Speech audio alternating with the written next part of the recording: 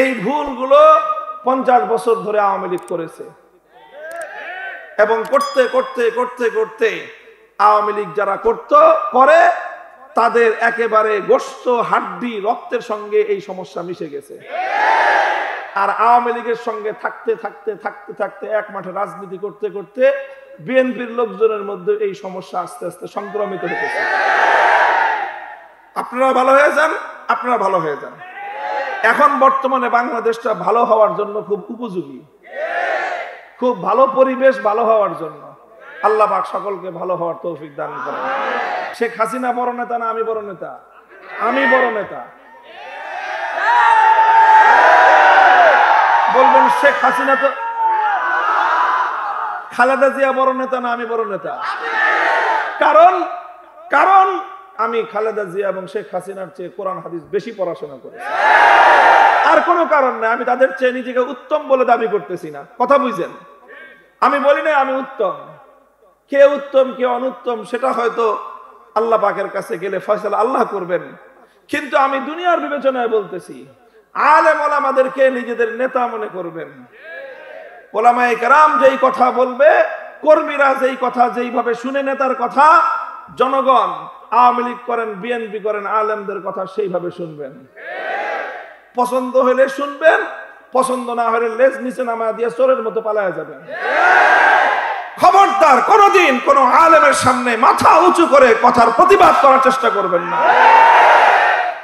আলেমদের কোনো কথা যদি আপনার কাছে ভুল মনে হয়, আরেকজন আলেমের কাছে গিয়ে বলবেন যে হুজুর এই কথাটা যিনি বললেন কথাটা কি সঠিক?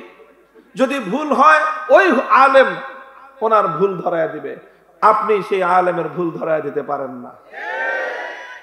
এই ভুলগুলো 50 বছর ধরে আওয়ামী লীগ করেছে এবং করতে করতে করতে করতে আওয়ামী লীগ যারা করে তাদের একেবারে গোশত হাড্ডি রক্তের সঙ্গে এই সমস্যা মিশে গেছে।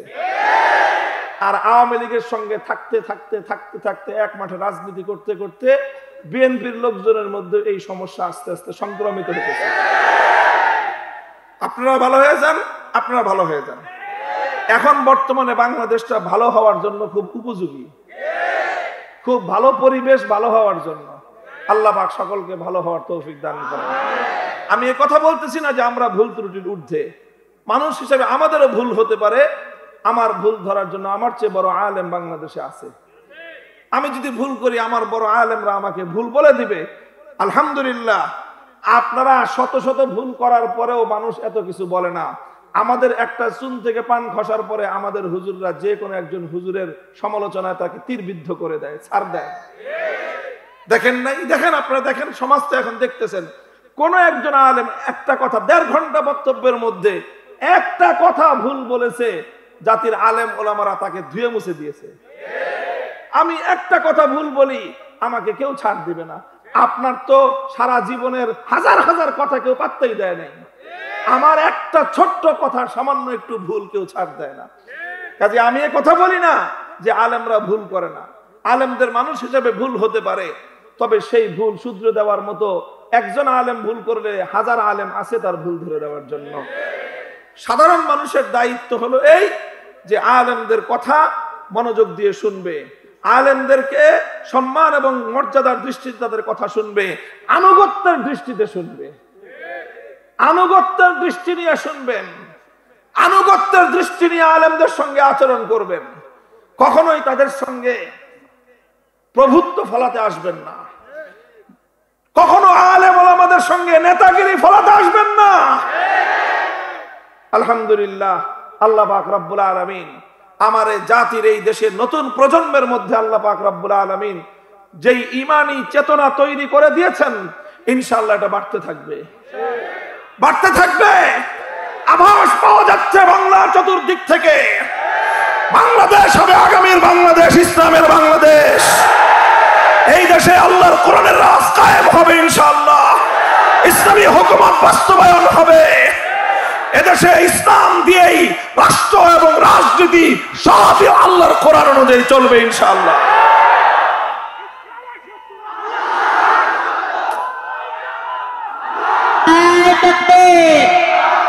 নারায়ে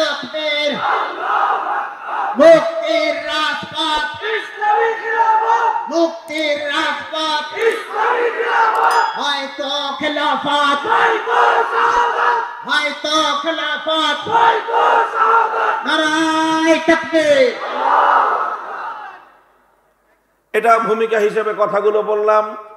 2021 সালে আপনাদের এই মাহফিলে আসার পথে একেবারে আপনাদের বাড়ির ঘাটে এসে আমাদেরকে ফিরে যেতে হয়েছিল। সেই স্মৃতি চারণ করে এগুলো কাজা করলাম। এগুলো 4 বছর আগের কাজা কথা। এখন আজকের নতুন ওয়াক্তের কথা শুরু করতেছি। এখন নতুন কথা যেগুলো আমি বলবো তার আগে আমি আপনাদেরকে 2টা প্রশ্ন করব। আচ্ছা বলেন তো, এই পুরা মজমার মধ্যে এই বড় আপনারা বিচার চাওয়ার জন্য, বিভিন্ন মামলা মোকদ্দমায় বিচার চাওয়ার জন্য বিভিন্ন আদালতে, বিভিন্ন আদালত আছে না, বিভিন্ন কোর্টে, আদালতে এই জীবনে কোনো না কোনো সময়ে একবার হইলো কারা কারা গেছেন? একটু হাত উঠান তো। হুজুর দেখেন কত পার্সেন্ট মানুষ হবে? অন্তত উদ্দৃষ্টে উঠান না। কারা কারা অন্তত বিচার চাইতে আদালতে গেছেন? তবে অন্তত 15 থেকে 20% মানুষ হবে। হাত নামান।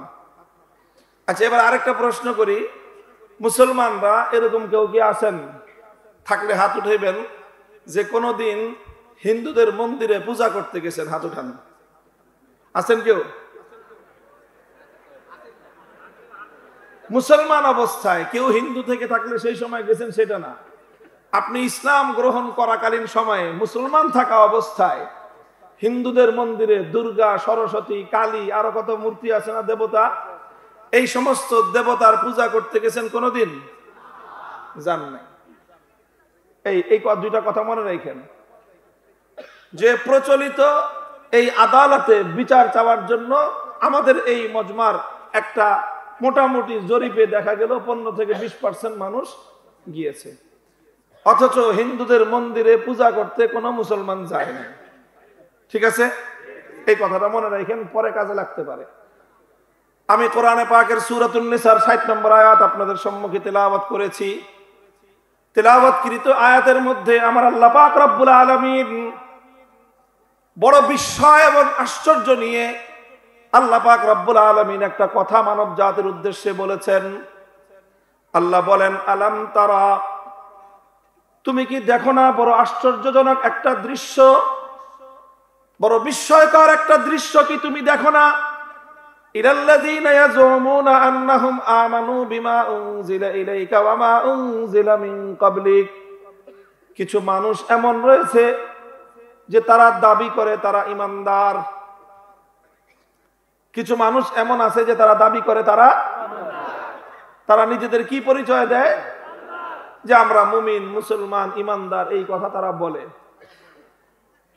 অথচ ইউরিদুনা আন ইয়াতাহাকামু ইলা তাগুত, অথচ তারা তাগুতের কাছে বিচার চাইতে যায়। দাবি করে কি? অথচ করে কি? বলেন, কথাটা, শব্দটা শিখতে হবে। আপনারা অনেক ফাঁকিবাজি করছেন এই জীবনে, কিচ্ছু শিখেন নাই কোরআন হাদিসের কথা, অথচ সারা দুনিয়ার ডিগ্রি কম হাসিল করেন নাই। দুনিয়ার কৃষক হইলেও ক্ষেত খামার তো কম শিখেন নাই, অথচ কোরআনের 2টা কথা শিখাইতে গেলে মুসনামসরি করেন। আপনারা অনেক ফাঁকিবাজি করছেন, কথা বলেন ঠিক না বেঠিক? কোরআনের কথা বললাম, শব্দটা মুখস্থ করেন, তাগুত। বলেন সবাই, মুখস্থ হয়েছে? বলেন তো, তাগুত। তাহলে আল্লাহ কি বলতেছেন? দেখো কিছু মানুষ এমন আছে যারা দাবি করে নিজেদেরকে ঈমানদার বলে, অথচ তারা তাগুতের কাছে বিচার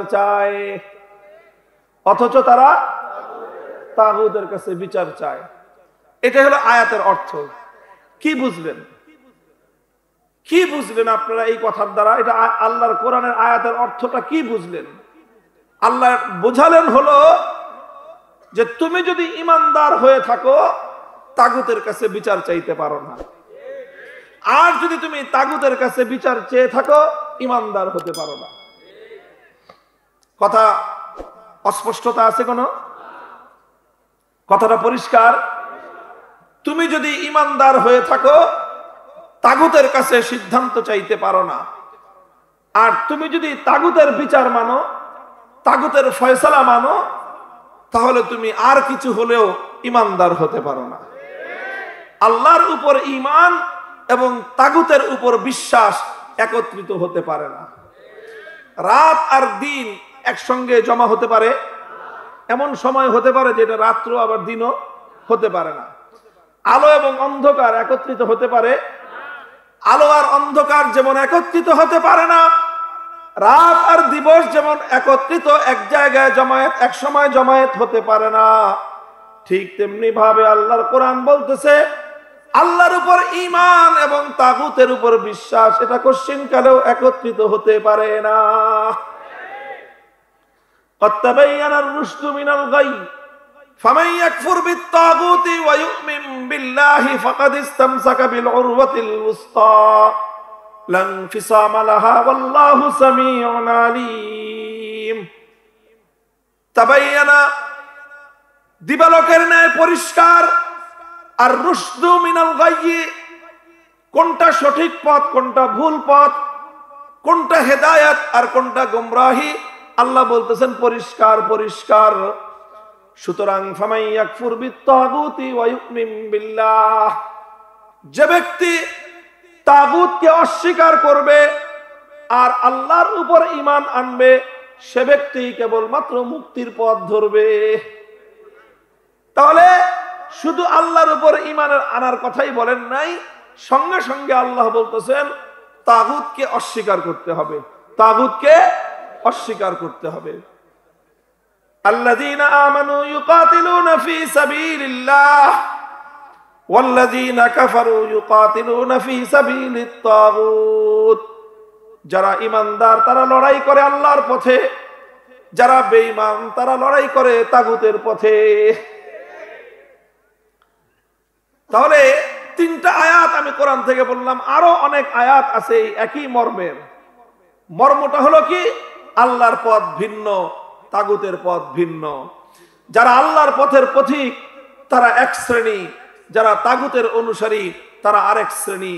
যেরকম ভাবে রাত আর দিবস একত্রিত হতে পারে না, আসমান আর জমিন যেমন একাকার হতে পারে না, আলো আর অন্ধকার যেমন এক জায়গায় জমা হতে পারে না, ঠিক তেমনি ভাবে একটা মানুষ আল্লাহর অনুসারী আর তাগুতের অনুসারী একত্রিত হতে পারে।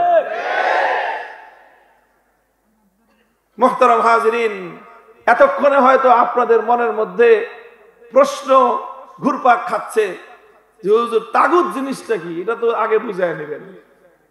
কথা বলেন, এই যে এতক্ষণ কথা বলতেছেন তাগুত তাগুত তাগুত, এই তাগুত জিনিসটা কি আগে তো সেটা বুঝায় নেবেন, তারপরে সেটা বলবেন যে আল্লাহর রাস্তা একটা, তাগুতের রাস্তা আর একটা। হ্যাঁ, তাগুত কি জিনিস বুঝাবো, কিন্তু আগে শব্দটা তো মুখস্থ করেন, আগে তো শব্দটা শিখেন, আগে তো এটা বুঝেন যে আল্লাহর পথ ভিন্ন, তাগুতের পথ ভিন্ন। আগে তো আপনাকে এটা বুঝতে হবে যে ঈমানের পথ ভিন্ন, তাগুতের পথ ভিন্ন। এবার বুঝেন তাগুত কাকে বলা হয়। কোরআনে পাকের মধ্যে আল্লাহ পাক রব্বুল আলামিন বহু আয়াতের মধ্যে তাগুত শব্দটা প্রয়োগ করেছেন, ব্যবহার করেছেন। এই জন্য কোরআনে পাক নিয়ে যারা গবেষণা করেছেন, তাফসীর করেছেন, তাফসীর লিখেছেন, কদিমান ওয়া হাদিসান, সেই পূর্ব যুগ থেকে নিয়ে আজ পর্যন্ত সকল মুফাসসিরিনে কেরামগণ, সকল কোরআন ব্যাখ্যাতাগণ তাগুত শব্দের পরিচয় দিয়েছেন, তার ডেফিনিশন এবং তার সংজ্ঞা তুলে ধরেছেন।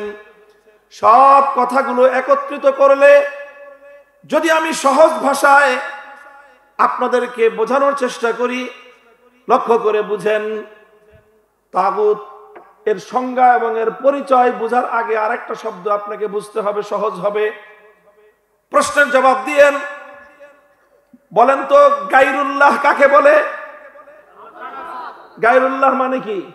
আল্লাহ ছাড়া। বলেন।